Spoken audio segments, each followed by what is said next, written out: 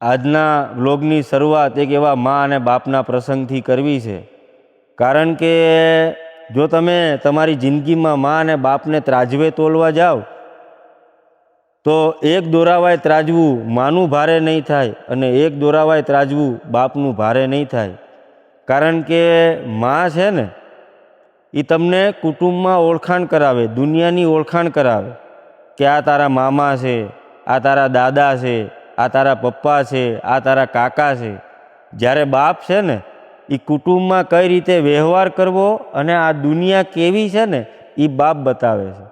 એટલે એક એવી જ મા અને બાપની બે કડીઓ મને યાદ આવે છે.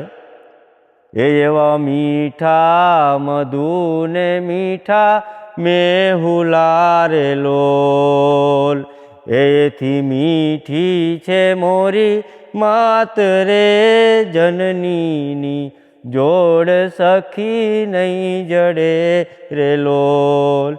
હે એવી જનનીની જોડ સખી નહીં જડે રે લોલ.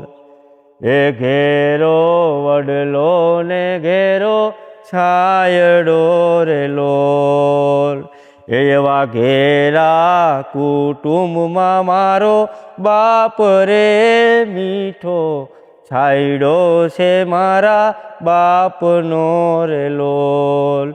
એવો મીઠો છાયડો છે મારા બાપનો રે લોલ.